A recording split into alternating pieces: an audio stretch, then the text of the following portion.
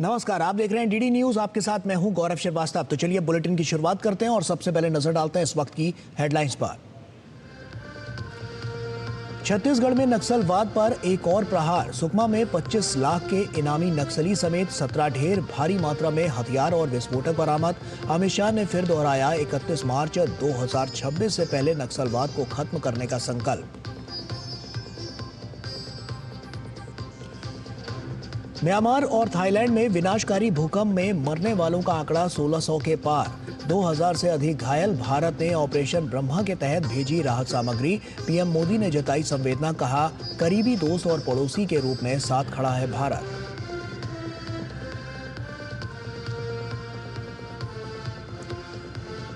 अमित शाह का 2 दिवसीय बिहार दौरा। पटना में भाजपा नेताओं के साथ बैठक। आगामी चुनावी रणनीति पर चर्चा संभव। भाजपा कोर ग्रुप की बैठक में भी लेंगे हिस्सा।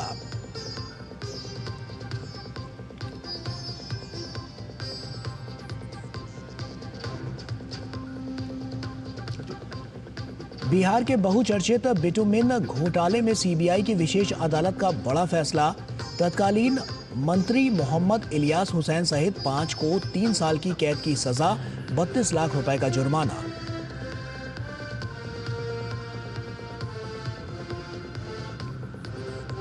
दिल्ली में एक भारत श्रेष्ठ भारत स्नेह मिलन कार्यक्रम। जेपी नड्डा ने लालू यादव पर किया तीखा प्रहार, कहा बिहार के लोग राज्य को दोबारा अंधेरे में जाने से रोकें।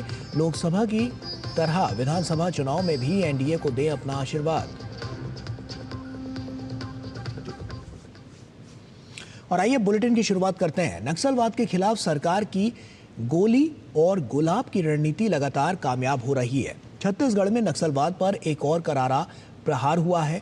सुकमा में सुरक्षा बलों के साथ मुठभेड़ में 17 नक्सली मारे गए हैं और इस ऑपरेशन में 11 महिला नक्सली और मोस्ट वांटेड नक्सली कोहड़ामी जगदीश उर्फ बुधरा भी मुठभेड़ में मारा गया है, जिस पर 25 लाख का इनाम था। इसके साथ ही केंद्रीय गृह मंत्री अमित शाह ने 31 मार्च 2026 से पहले नक्सलवाद को खत्म करने का संकल्प फिर दोहराया। छत्तीसगढ़ के सुकमा जिले में नक्सली मोर्चे पर सुरक्षा बल के जवानों को बड़ी कामयाबी हासिल हुई है। उपमपल्ली केरलापाल इलाके के जंगल में सुरक्षा बलों के साथ मुठभेड़ में 17 नक्सली मारे गए। इस ऑपरेशन में 11 महिला नक्सली और मोस्ट वांटेड नक्सली कोहड़ामी जगदीश उर्फ बुधरा भी मारा गया, जिस पर 25 लाख का इनाम था। मारा गया माओवादी जगदीश सुकमा जिले के 1 दर्जन से अधिक गंभीर मामलों में वांटेड था। मुठभेड़ में मारे गए 7 नक्सलियों की पहचान हो गई है, वहीं अन्य नक्सलियों की पहचान जारी है। इसके साथ ही इलाके की सर्चिंग के बाद जवानों ने AK-47, SLR, INSAS rifle, rocket launcher, BGL launcher, हथियार के साथ साथ विस्फोटक भी बरामद किए। केरलापाल क्षेत्र में नक्सलियों की मौजूदगी की सूचना पर DRG और CRPF की संयुक्त टीम नक्सल विरोधी अभियान पर निकली थी। इसी दौरान सुरक्षा बलों और नक्सलियों के बीच मुठभेड़ हो गई। सुरक्षा बल और माओवादी के बीच में मुठभेड़ हुई थी। मुठभेड़ लगभग 4-5 घंटे लगातार चलता रहा। उसके पश्चात इलाके के सर्चिंग के दौरान 17 माओवादी को डेड बॉडी बरामद की गई थी। अब तक जो प्राथमिक शनाख्ती में, इसमें Dandakaran special zonal committee member Jagdish का जो बॉडी जो शनाख्त हुआ, जिसके ऊपर 25 लाख का इनाम है। केंद्रीय गृह मंत्री अमित शाह ने इस कार्रवाई को 31 मार्च 2026 से पहले नक्सलवाद को खत्म करने के लिए सरकार के संकल्प का हिस्सा बताया है। उन्होंने सोशल मीडिया प्लेटफॉर्म X पर लिखा, नक्सलवाद पर एक और प्रहार। हमारी सुरक्षा एजेंसियों ने सुकमा में एक अभियान के दौरान नक्सलियों को ढेर कर दिया और स्वचालित हथियारों का एक बड़ा जखीरा बरामद किया। प्रधानमंत्री नरेंद्र मोदी के नेतृत्व में हमने 31 मार्च 2026 से पहले नक्सलवाद को खत्म करने का संकल्प लिया है। हथियार रखने वालों से मेरी अपील है कि हथियार और हिंसा से बदलाव नहीं आ सकता, केवल शांति और विकास ही बदलाव ला सकता है। सुरक्षा बलों की इस सफलता पर छत्तीसगढ़ के मुख्यमंत्री विष्णुदेव साय ने सुरक्षा बल के जवानों को उनकी बहादुरी के लिए बधाई देते हुए विश्वास जताया कि केंद्रीय गृह मंत्री अमित शाह का मार्च 2026 तक देश से नक्सलवाद को खत्म करने का संकल्प पूरा होगा। हम अपने सुरक्षा बल के जवानों को बहुत बहुत बधाई धन्यवाद देते हैं, उनके साहस को नमन करते हैं। हमारे आदरणीय केंद्रीय गृह मंत्री जी का जो संकल्प है 31 मार्च 2026 तक इस देश से नक्सलवाद को समाप्त करने का। जिस तरह से हमारी लड़ाई चल रही है नक्सलवाद के साथ, मुझे पूरा विश्वास है कि आदरणीय गृह मंत्री जी का संकल्प पूरा होगा। हालांकि इस मुठभेड़ में डीआरजी सुकमा के 3 और सीआरपीएफ के 1 जवान समेत कुल 4 सुरक्षाकर्मी भी घायल हो गए हैं। दरअसल इन दिनों पतझड़ का मौसम चल रहा है, जिससे नक्सली इलाकों में तलाशी अभियान चलाना मुश्किल होता है। पत्तों के गिरने से जवानों के आने की खबर नक्सलियों को लग जाती है और वो फरार हो जाते हैं। ऐसे में इसे सुरक्षा बलों की बड़ी कामयाबी मानी जा सकती है। फिलहाल मुठभेड़ स्थल के आसपास के इलाकों में सर्चिंग अभियान जारी है। छत्तीसगढ़ में पुलिस के साथ सुरक्षा बलों का नक्सल विरोधी अभियान जारी है। सुरक्षा बलों ने सुकमा में मुठभेड़ के दौरान 17 नक्सलियों को इनकाउंटर में मार गिराने में सफलता मिली है। बस्तर के नक्सल प्रभावित इलाकों में हालात ये हैं कि जंगल में जवानों की बूट की आवाज सुनते ही नक्सली कांपने लगते हैं। जवान भी काल बनकर नक्सलियों के ऊपर मंडरा रहे हैं। Somesh Patel, DD news, Chhattisgarh. और वहीं म्यांमार में शुक्रवार को विनाशकारी भूकंप आया तो भारत ने एक बार फिर संकट के समय एक सच्चे दोस्त और अच्छे पड़ोसी का फर्ज निभाया। पूरे विश्व को अपना परिवार मानने की भारतीय परंपरा के तहत भारत ने मदद के लिए तेजी से हाथ बढ़ाया है, जिससे लोगों को जल्द से जल्द राहत पहुंचाई जा सके। ऑपरेशन ब्रह्मा के तहत आपदा राहत सामग्री, मानवीय सहायता, खोज और बचाव दल को प्रभावित क्षेत्रों में तेजी से भेजा जा रहा है। म्यांमार में शुक्रवार को आए विनाशकारी भूकंप से भारी तबाही हुई है। भारत ने प्राकृतिक आपदा से जूझ रहे पड़ोसी देश म्यांमार की मदद के लिए तेजी से हाथ बढ़ाया है, जिससे लोगों को जल्द से जल्द राहत पहुंचाई जा सके। प्रधानमंत्री नरेंद्र मोदी ने म्यांमार में आई प्राकृतिक आपदा पर दुख जताया है। उन्होंने शनिवार को म्यांमार के सैन्य प्रमुख से बात की और हर संभव सहायता का आश्वासन दिया। उन्होंने सोशल मीडिया प्लेटफॉर्म एक्स पर लिखा, म्यांमार के वरिष्ठ जनरल महामहिम मीन आंग वाइंग से बात की, विनाशकारी भूकंप में हुई मौतों पर अपनी गहरी संवेदना व्यक्त की। एक करीबी दोस्त और पड़ोसी के रूप में भारत इस कठिन समय में म्यांमार के लोगों के साथ एकजुटता से खड़ा है। ऑपरेशन ब्रह्मा के तहत आपदा राहत सामग्री, मानवीय सहायता, खोज और बचाव दल को प्रभावित क्षेत्रों में तेजी से भेजा जा रहा है। भारत ने म्यांमार को ऑपरेशन ब्रह्म के तहत पहले रिस्पॉन्डर की भूमिका निभाते हुए मानवीय सहायता के तहत 15 टन राहत सामग्री भेजी है, जो यांगून पहुंच भी चुकी है। ये राहत सामग्री भारतीय वायुसेना के C-130J विमान से हिंडन एयरबेस से भेजी गई है। इस सहायता का उद्देश्य म्यांमार में जारी मानवीय संकट को कम करना है। राहत सामग्री में टेंट्स, स्लीपिंग बैग्स, कंबल, रेडी टू ईट मील्स और पानी साफ करने वाले उपकरण शामिल हैं। यही नहीं, इसके साथ hygiene kit, solar lamps, generator sets और आवश्यक दवाइयां जैसे paracetamol, antibiotics, syringe, gloves, cotton bandage और यूरिन बैग्स भारत की ओर से राहत सामग्री के तौर पर भेजे गए हैं। इसके अलावा भारत आपदा से प्रभावित म्यांमार को जहाज INS सतपुड़ा और INS सावित्री से 40 टन मानवीय सहायता लेकर म्यांमार के यांगून बंदरगाह भेज दिया है। इसके साथ ही मानवीय राहत, बचाव और खोजी दल का एक समूह भी म्यांमार भेजा गया है। विदेश मंत्री S जयशंकर ने सोशल मीडिया प्लेटफॉर्म X पर तस्वीरें साझा करते हुए बताया कि राष्ट्रीय आपदा प्रतिक्रिया बल यानी कि NDRF का 80 सदस्यीय खोज एवं बचाव दल को भेजा गया है। वे म्यांमार में बचाव कार्यों में सहायता करेंगे। विदेश मंत्रालय के प्रवक्ता रणधीर जायसवाल ने कहा कि म्यांमार संकट में सक्रिय रूप से भारत प्रथम मददगार की भूमिका निभा रहा है। उन्होंने बताया कि भारतीय सेना की 118 सदस्यीय फील्ड अस्पताल इकाई को आगरा से मांडले भेजा गया है, जो म्यांमार के लोगों को प्राथमिक चिकित्सा और आपातकालीन चिकित्सा सेवाएं प्रदान करने में सहायता करेंगे। Prime Minister conveyed his concerns and expressed that India was ready to provide all support, all possible support to Myanmar, to the people of Myanmar and the government of Myanmar in this hour of crisis. 15 tons of material comprise tents, blankets, essential medicines, tarpaulin, sleeping bags, gensets, solar lamps, food packets, kitchen sets, etc. Also essential medicines. There are 80 NDRF search and rescue team personnel specialists, along with equipment, relief material, and a canine squad is also part of this team. Obviously, there are gensets, hygiene kits, food packets, essential medicines, kitchen sets, which form part of this second tranche of relief material that is being sent to Naypyidaw.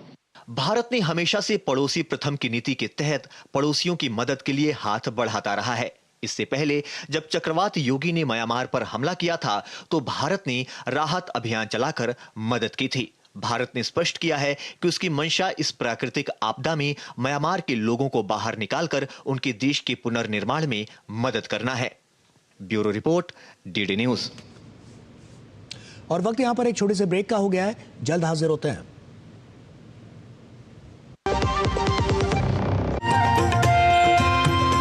नए दिन की करें शुरुआत भारतीय ज्ञान परंपरा, संस्कृत और स्वास्थ्य के साथ। स्वास्थ्य में उपयोगी आयुष पद्धतियों का विज्ञान, संस्कृति, कला, योग का अद्भुत ज्ञान। देखिए विशेष कार्यक्रम सुप्रभातम डीडी न्यूज पर। झूठ से भी खतरनाक होता है अधूरा सच, और वैसे ही खतरनाक होती है अधूरी खबर, क्योंकि हर खबर के साथ जुड़ा होता है उसका इतिहास, वर्तमान और भविष्य। देखिए हर बड़ी खबर जिसमें होगा तथ्य, तर्क और सबूत। देखिए पूरा सच प्रखर श्रीवास्तव के साथ सोमवार से शुक्रवार शाम 7:30 बजे सिर्फ डीडी न्यूज पर।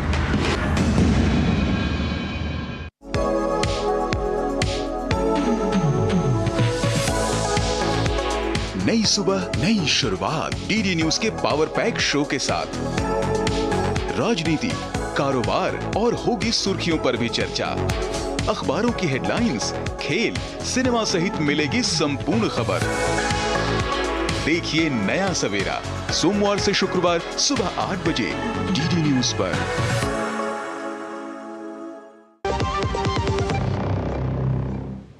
ब्रेक के बाद एक बार फिर से आप सभी का स्वागत है। केंद्रीय गृह मंत्री अमित शाह शनिवार की देर शाम 2 दिवसीय दौरे पर पटना पहुंचे। पटना एयरपोर्ट पर उनका स्वागत पार्टी के प्रदेश अध्यक्ष दिलीप जायसवाल सहित अन्य वरीय नेताओं ने किया।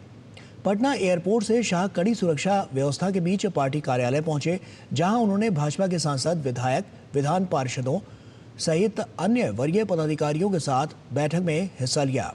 रविवार सुबह केंद्रीय मंत्री पटना में आयोजित सहकारिता विभाग के कार्यक्रम में शामिल होंगे। राज्य की 5350 पैक्स, मत्स्यजीवी सहयोग समितियों, बुनकर समितियों, 1000 दुग्ध उत्पादक समितियों, 300 ब्लॉक लेवल सब्जी उत्पादक समितियों और 300 हैंडलूम वीवर्स समितियों को नए अवसर देने की घोषणा करेंगे। साथ ही मखाना प्रोसेसिंग सेंटर की स्थापना का ऐलान भी किया जाएगा, जिससे स्थानीय किसानों और उद्योगों को फायदा होगा। इसके बाद वो गोपालगंज जिले में एक विशाल जनसभा को संबोधित करेंगे। वो मुख्यमंत्री नीतीश कुमार के आवास पर एनडीए की एक अहम बैठक में हिस्सा लेंगे। बैठक में बीजेपी, जेडीयू, एलजेपी और हिंदुस्तानी आवाम मोर्चा के नेता भी शामिल होंगे। नेपाल में राजशाही की बहाली को लेकर शुक्रवार को हुए प्रदर्शन के हिंसक हो जाने और 2 लोगों की मौत के बाद सरकार और प्रदर्शनकारियों के बीच आरोप प्रत्यारोप की शुरुआत देखी गई। सरकार ने प्रदर्शन के दौरान हुई हिंसा की जांच शुरू कर दी है। नेपाल के गृह मंत्री ने काठमांडू में हिंसा के दोषियों के खिलाफ कार्रवाई करने की बात कही है, तो वहीं देश के अंतिम राजा रहे ज्ञानेंद्र शाह पर गिरफ्तारी की तलवार लटकने लगी है और इस बीच देश के तमाम हिस्सों में स्थिति शांतिपूर्ण है और कर्फ्यू हटा लिया गया है। शुक्रवार को संवैधानिक राजतंत्र की बहाली की मांग को लेकर हुए प्रदर्शन में हिंसा के बाद नुकसान का आकलन करने के लिए शनिवार को पार्टी कार्यालय पहुंचे नेपाल के पूर्व प्रधानमंत्री पुष्प कमल दहल प्रचंड ने हिंसा के लिए सीधे तौर पर देश के पूर्व राजा ज्ञानेंद्र शाह को दोषी ठहराते हुए उनके खिलाफ कार्रवाई की मांग की। तो प्रदर्शनकारियों की ओर से कहा गया कि देश को बचाने के लिए अब राजशाही बेहद जरूरी है। अब ये बात बिल्कुल स्पष्ट हो गई है कि इन सभी कृत्यों के पीछे ज्ञानेंद्र शाह का हाथ है। ज्ञानेंद्र शाह की मंशा गलत है, ये पहले भी देखा गया है। अब समय आ गया है कि सरकार सख्त कार्रवाई करे, अपराधियों को न्याय के कटघरे में लाने के लिए जांच की जाए और ज्ञानेंद्र शाह को बख्शा नहीं जाए। इस देश का अस्तित्व अब मिट रहा है, इसलिए यहाँ एक राजा की जरूरत है। राजा के बिना हमारा देश नहीं बचेगा। अगले 15 सालों में ये गणतंत्र हमारे देश के टुकड़े टुकड़े कर देगा। मैं यहाँ किसी व्यक्ति के लिए नहीं आया हूँ, मैं केवल राष्ट्र के लिए, अपने देश के गौरव के लिए आया हूँ। शुक्रवार को हिंसा तब शुरू हुई जब देश में संवैधानिक राजतंत्र को फिर से बहाल किए जाने की मांग कर रहे प्रदर्शनकारियों के एक समूह का राजधानी काठमांडू में नेपाल की दंगा निरोधक पुलिस से सामना हुआ। अधिकारियों ने बताया कि प्रदर्शनकारियों ने घरों, दुकानों, एक अस्पताल, एक राजनीतिक पार्टी कार्यालय, वाहनों और एक शॉपिंग मॉल में तोड़फोड़ की और पुलिस से हथियार छीन लिए। तोड़फोड़ की गई इमारतों में नेपाल की सत्तारूढ़ कम्युनिस्ट पार्टी का केंद्रीय कार्यालय भी शामिल है, जहां साइन बोर्ड और खिड़कियां क्षतिग्रस्त हो गईं। इस हिंसक प्रदर्शन में 2 लोगों की मौत हो गई और कम से कम 112 लोग घायल हो गए, जिनमें 77 सुरक्षा अधिकारी शामिल हैं। मृतकों में एक पत्रकार भी शामिल है। संसद की ओर मार्च कर रही विरोध रैली को प्रतिबंधित क्षेत्र में घुसने से रोकने के लिए पुलिस ने आंसू गैस के गोले छोड़े, पानी की बौछारें की और जमकर लाठीचार्ज किया। बाद में हिंसा को और बढ़ने से रोकने के लिए प्रभावित क्षेत्र में कर्फ्यू लगा दिया गया। पुलिस की कार्रवाई में राजशाही समर्थक कुछ नेताओं सहित 105 प्रदर्शनकारियों को हिरासत में लिया गया। नेपाल सरकार की ओर से बताया गया कि इस पूरी घटना की जांच की जा रही है। दरअसल 2008 में विशेष रूप से निर्वाचित संसद ने एक समझौते के तहत 239 साल पुरानी राजशाही को खत्म कर दिया, जिसने 1996 से 2006 के दौरान 17,000 लोगों की जान लेने वाले माओवादी विद्रोह को समाप्त कर दिया और नेपाल को एक हिंदू राज्य से एक धर्मनिरपेक्ष संघीय गणराज्य में बदल दिया। हिमालय की गोद में बसे इस खूबसूरत पहाड़ी देश के अंतिम राजा 77 वर्षीय ज्ञानेंद्र अपदस्थ होने के बाद से अपने परिवार के साथ काठमांडू में एक निजी घर में आम नागरिक की तरह रह रहे हैं। 2008 में राजशाही के खात्मे के बाद से देश में 14 सरकारें आईं और लोगों ने राजनीतिक अवसरवादिता और लोकतंत्र की विद्रूपताओं का सामना किया। दुनिया के गरीब देशों में शुमार नेपाल में राजनीतिक अस्थिरता ने आर्थिक विकास को बाधित किया और निवेश न के बराबर रहा। देश की अर्थव्यवस्था को विकसित करने में लगातार विफल रही सरकारों से जनता की निराशा बढ़ गई है और ऐसे में लोग फिर से राजशाही के समर्थन में सड़कों पर उतर रहे हैं। 2 एशियाई दिग्गज देशों चीन और भारत के बीच स्थित नेपाल का अपना रणनीतिक महत्व है। फिलहाल देश के लोग 2 पक्षों में बंटे नजर आ रहे हैं। एक पक्ष राजशाही की बहाली चाहता है तो कुछ लोग अब भी वर्तमान लोकतांत्रिक व्यवस्था में विकास की राह ढूंढने के पक्षधर हैं। Bureau report, DD news. प्रधानमंत्री नरेंद्र मोदी के नेतृत्व वाली केंद्र सरकार ने किसानों के जीवन में सुख समृद्धि लाने के लिए अपने संकल्प की दिशा में एक और कदम बढ़ाया है। केंद्रीय मंत्रिमंडल ने किसानों को बड़ा तोहफा देते हुए खरीफ सीजन के लिए पोषक तत्व आधारित सब्सिडी दरें तय करने के लिए उर्वरक विभाग के प्रस्ताव को मंजूरी दे दी है। प्रधानमंत्री ने इस निर्णय पर कहा है कि इससे न सिर्फ अन्नदाताओं को सस्ती दरों पर उर्वरक उपलब्ध होंगे बल्कि खाद्य सुरक्षा भी सुनिश्चित होगी। केंद्रीय कृषि मंत्री शिवराज सिंह चौहान ने केंद्रीय कैबिनेट के फैसले का स्वागत किया है।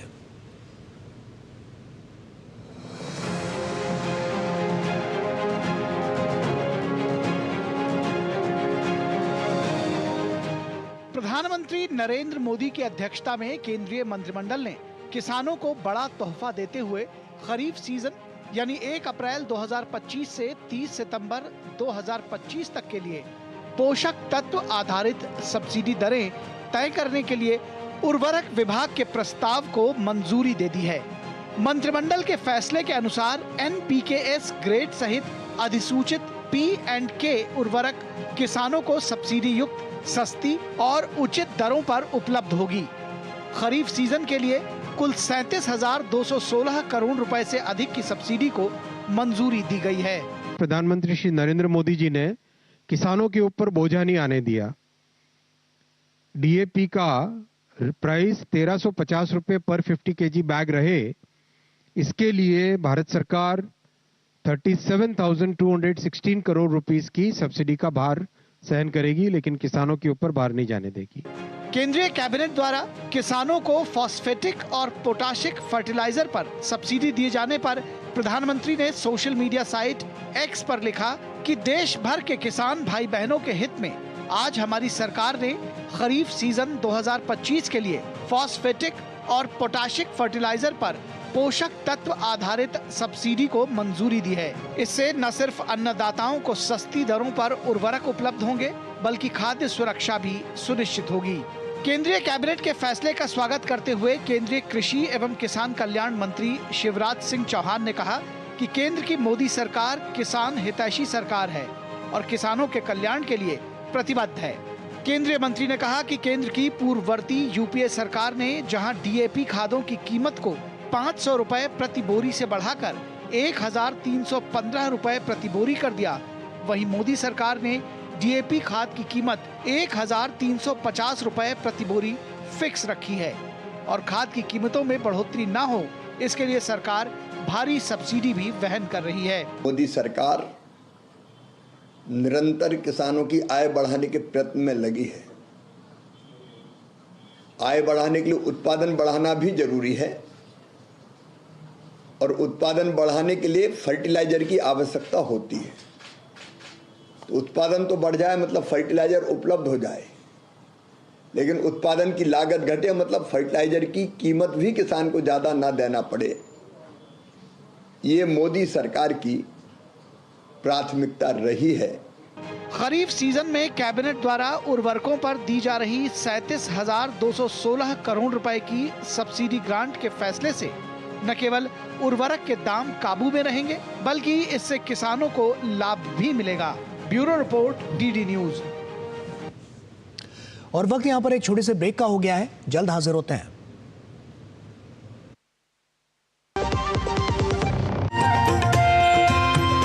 नए दिन की करें शुरुआत भारतीय ज्ञान परंपरा, संस्कृत और स्वास्थ्य के साथ। स्वास्थ्य में उपयोगी आयुष पद्धतियों का विज्ञान, संस्कृति, कला, योग का अद्भुत ज्ञान। देखिए विशेष कार्यक्रम सुप्रभातम डीडी न्यूज पर। झूठ से भी खतरनाक होता है अधूरा सच, और वैसे ही खतरनाक होती है अधूरी खबर, क्योंकि हर खबर के साथ जुड़ा होता है उसका इतिहास, वर्तमान और भविष्य। देखिए हर बड़ी खबर जिसमें होगा तथ्य, तर्क और सबूत। देखिए पूरा सच प्रखर श्रीवास्तव के साथ सोमवार से शुक्रवार शाम 7:30 बजे सिर्फ डीडी न्यूज पर।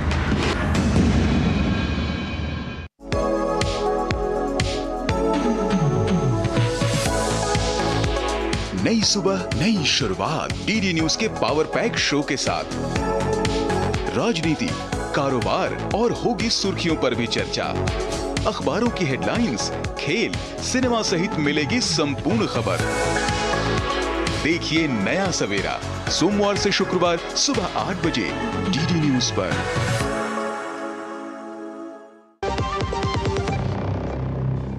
ब्रेक के बाद एक बार फिर से आप सभी का स्वागत है। नवरात्रि और रामनवमी के पावन अवसर पर आकाशवाणी के आराधना यूट्यूब चैनल पर भक्ति से सराबोर कई विशेष कार्यक्रम प्रसारित किए जाएंगे।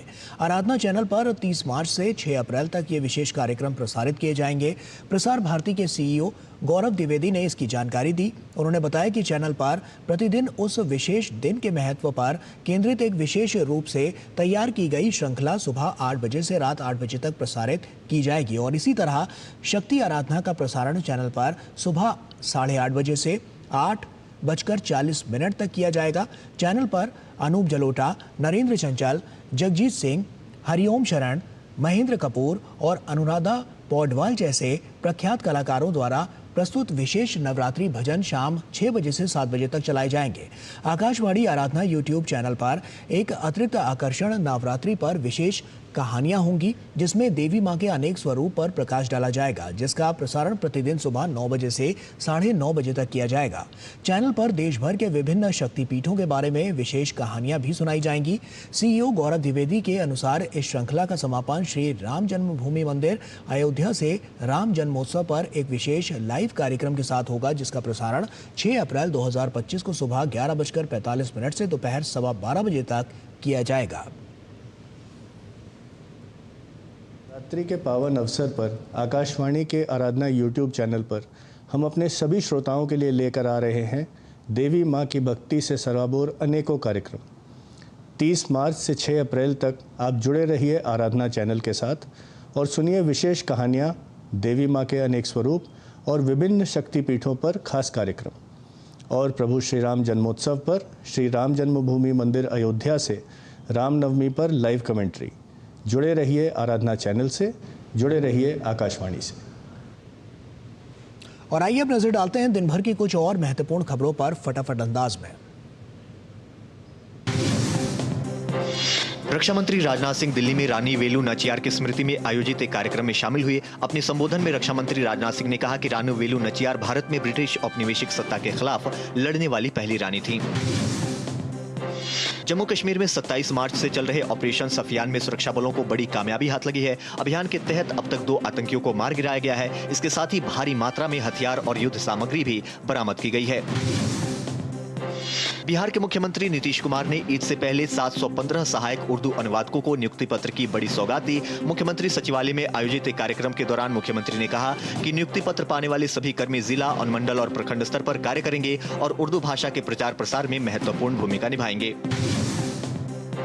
केंद्रीय स्वास्थ्य राज्य मंत्री अनुप्रिया पटेल ने नई दिल्ली में ब्रेस्ट कैंसर पर आयोजित एक सम्मेलन को संबोधित किया। इस दौरान उन्होंने कहा कि केंद्र सरकार कैंसर की सही समय पर जांच और इलाज के लिए प्रतिबद्ध है। आयुष्मान भारत योजना के तहत अब तक 29 करोड़ ओरल कैंसर और 15 करोड़ ब्रेस्ट कैंसर की जांच की गई है। वन नेशन वन इलेक्शन पर केंद्रीय मंत्री अर्जुन राम मेघवाल ने कहा है कि वन नेशन वन इलेक्शन देश हित में है। इससे शासन प्रशासन में सुधार आएगा और एक साथ चुनाव होने से चुने हुए जनप्रतिनिधियों को काम करने का ज्यादा मौका मिलेगा।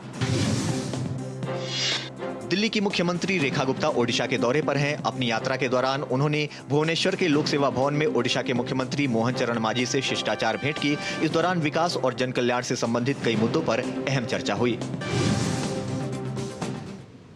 और इसी के साथ फिलहाल इस बुलेटिन में इतना ही। दीजिए इजाजत, नमस्कार।